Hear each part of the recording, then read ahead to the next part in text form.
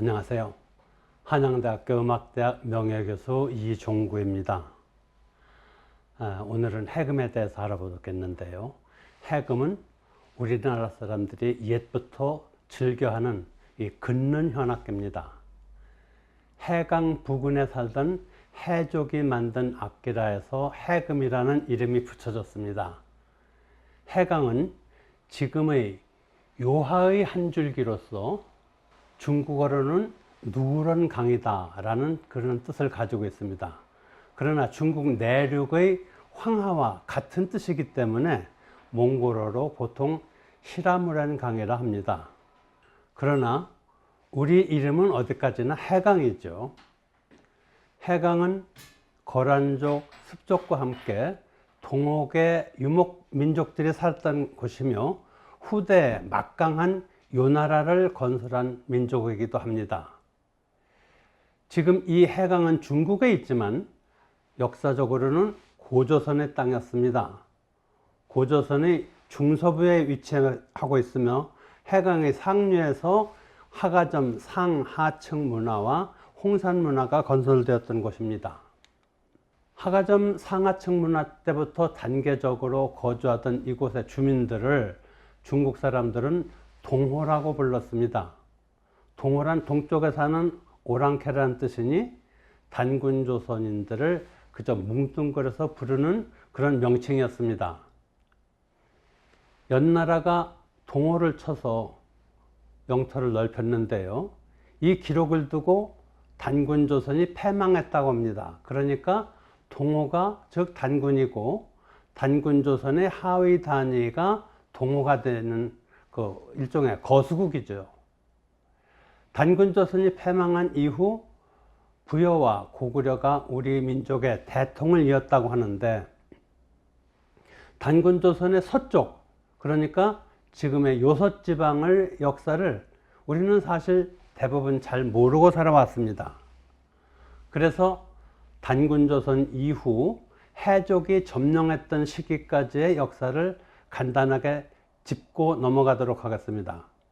우선 단군조선의 지도부터 살펴보시죠. 자, 단국대 윤례현 교수가 비정한 고조선 지도입니다. 여기 연산산맥이 있습니다. 그리고 그 위에 만리장성이 있죠. 그래서 고조선과 중국의 경계로 삼았던 사실을 윤례현 교수가 비정하고 있습니다. 그런가 하면 18세기 프랑스 신부 장 바티스트 레지라는 분이 쓴 고조선의 지도인데요. 이분이 영어로 중국어를 써가면서 고조선에 대한 이야기도 했습니다. 근데 여기서도 역시 마찬가지로 연산산맥이 중국과의 경계로 나와 있습니다. 그리고 말갈족과 숙신족, 동호족들이 나와 있죠.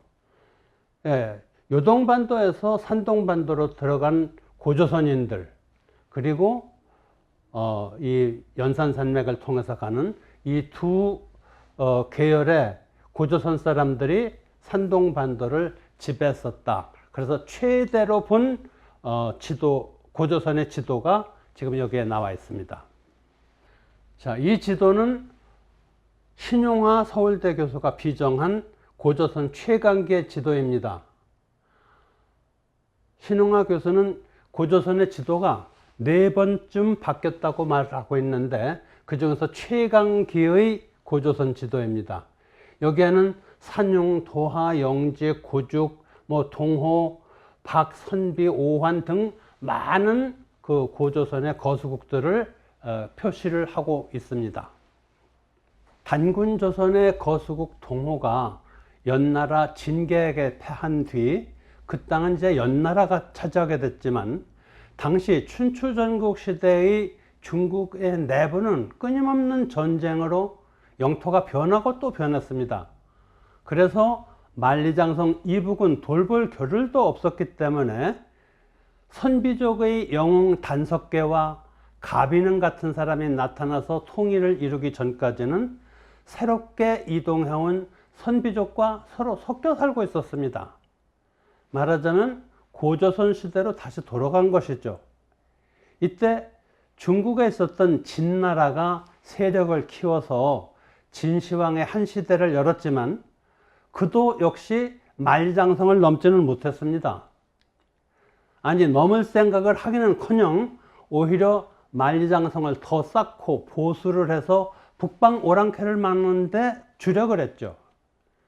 진시황이 죽자 중국은 다시 혼란에 빠졌고 그 혼란의 수습에 앞장섰던 장수가 바로 항우였는데 그가 분봉한 땅은 만리장성까지였었지 그 이북은 아니었습니다. 제가 왜 이렇게 만리장성에 대해서 강조하느냐 하면 중국인들이 제작한 지도, 뭐 중국인이 제작했다지만 우리는 또 많이 따라서 그 지도를 인용을 하고 있습니다. 근데 여기에 진나라와 한나라가 모두 요동까지, 어떤 책에는 한반도의 황해도까지로 잘못 그려놓고 있기 때문에 제가 말씀드리는 것입니다. 아마도 그 이유는 일본 사람들이 만들어놓은 식민사관 때문일 것입니다. 그 후 한고조 유방이 항우를 죽이자 항우의 부하였었던 연왕 장다가 반란을 일으켰죠. 한고조가 그를 토멸하라고 최측근이었었던 노관이란 사람을 연왕으로 삼았습니다. 그런데 노관마저도 반란을 일으킬 것이다 라는 의심을 해서 한고조가 소환을 했으나 이를 알아차린 노관이 흉노로 도망가 버렸습니다. 이에 단군 조선 땅에 살고 있었던 모돈선우가 노관을 왕으로 봉하려 했지만 1년 뒤에 죽어버렸어요. 이 기원 전후쯤 단군 조선이 패망한 그 자리에 남쪽 해안가에는 한나라의 정치가이며 신나라의 건국자인 왕망이 차지했습니다. 원래 우리 민족은 그 일부가 알타이산이나 파밀고원 등지에서 동쪽으로 이동한 계열과 다른 일부는 흑룡강을 따라서 가다가 스타누보이 산맥을 지나서 백두산 방향으로 내려온 숙신계, 예맥계가 이 만주에서 만났습니다. 이렇게 동과 서에서 모여진 여러 민족이 함께 살다 보니까 서로 혼혈도 하고 이러저런 사연으로 이합집산하기를 반복하면서 고조선은 많은 거수국을 거느리게 된 것입니다. 이를 중국문헌에서는 국가의 이름, 즉 조선이나 뭐 고조선 이런 이름이 아닌 민족의 이름으로 역사에 기록해서 우리가 동호와 선비 그리고 고조선을 따로 알게 되는 것입니다. 사실 중국인이 무서워했었던 북방민족을 호라고 불렀었는데 대흥안령 산맥의 동쪽에 사는 민족을 특별히 동호라 했으니 당시 중국의 중심지였었던 지금의 서안이나 낙양쯤에서 부르는 그런 말이었습니다.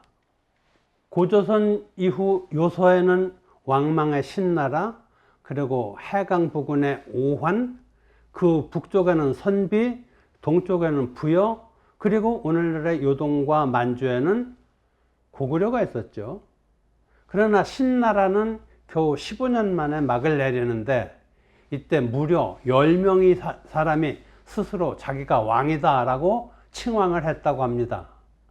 이렇듯 혼란한 상황은 만리장성 이남도 마찬가지여서 한나라를 계승한 후한이 다시 흥하는 듯 했지만 유비 이후 황권은 환관들에 의해서 조비의 위나라에 가서 멸망당하고 위나라는 다시 사마염에 의해서 쓰러졌습니다. 이런 역사가 지난 뒤 5에서 6세기에 이르러서 선비족이 주인으로 있었던 요서의 땅에 새롭게 이주온 집단이 자리를 잡았습니다. 그것이 바로 서북쪽에서 이주해온 해족과 거란족, 습족, 오라온족입니다. 이때 우리 역사는 흔히 삼국시대라는 사국시대에 해당했었죠. 이런 혼란기에 한반도에 있었던 백제가 요서와 진평을 침략해서 주인 노릇을 합니다. 요서 백제의 이야기는 여러분들 뭐 다 아시리라고 생각을 합니다만은 요서는 요하의 서쪽을 의미하며 그 북쪽에 해강이 있었죠. 한때 제야사학자들이 처음으로 거론을 해서 마치 강단사학자들에게 시비거리로 보였던 이 요소백제는, 그러나 그 사료가 점점 많아지고 또 세상에 널리 알려지자 이제는 중고등학교 교과서에서도 나오고 사학계에서도 인정하고 있습니다. 이 옆에 나무위키 백과 사이트에서 정리한 요소백제의 그 직접적인 사료를 한번 보시죠. 자, 그 뒤 고려는 고구려입니다. 고구려는 요동을 경략하여 차지하고 백제는 요소를 경략해서 차지했다. 백제가 다스린 곳을 진평군 진평현이라 한다. 이런 내용들이 계속 같은 내용들입니다. 남사를 한번 볼까요?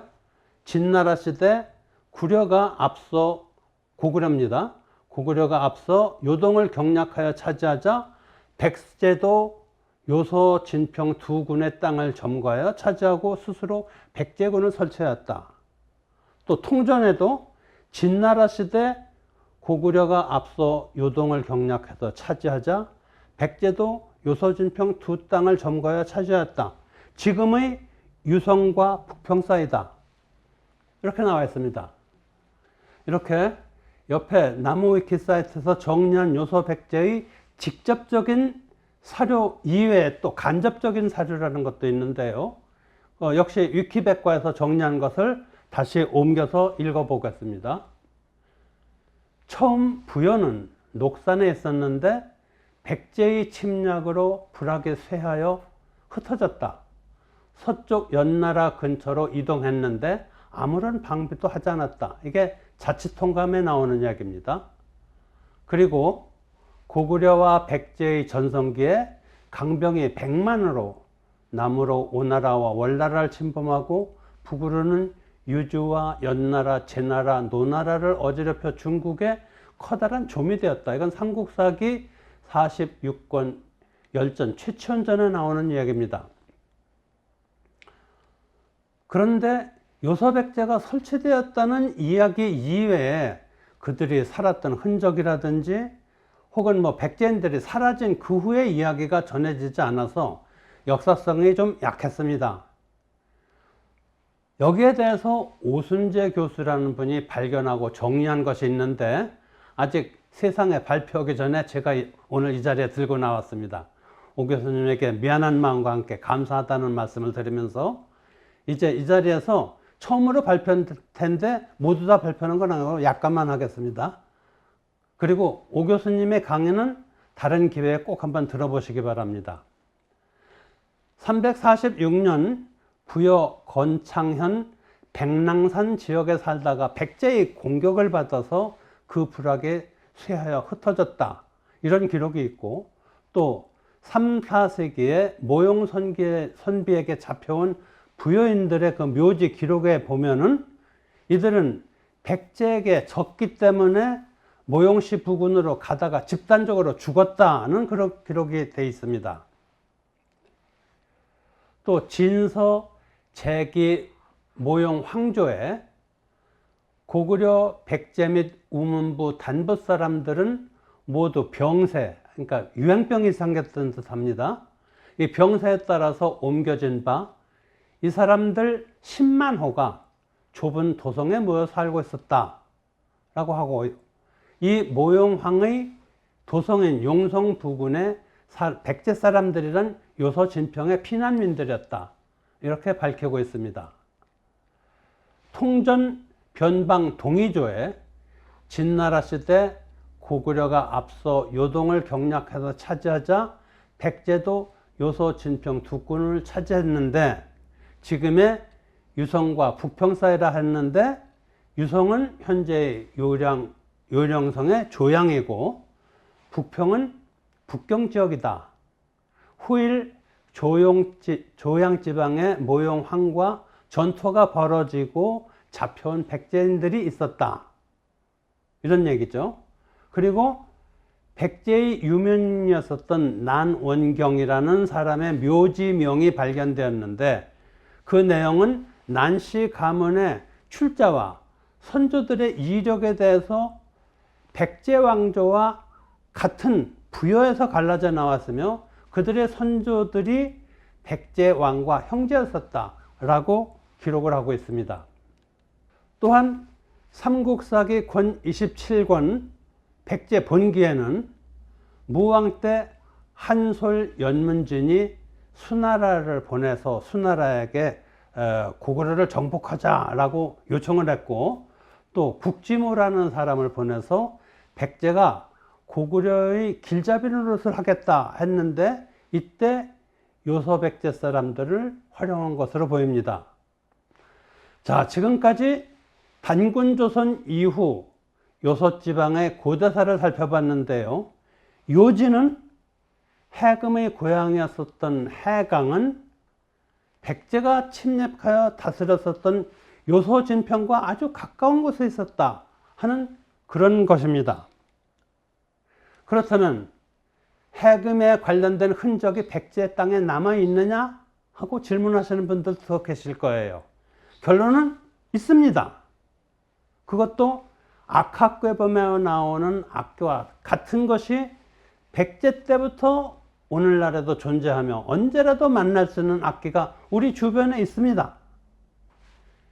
이에 대한 자세한 이야기는 다음 시간으로 미루겠습니다.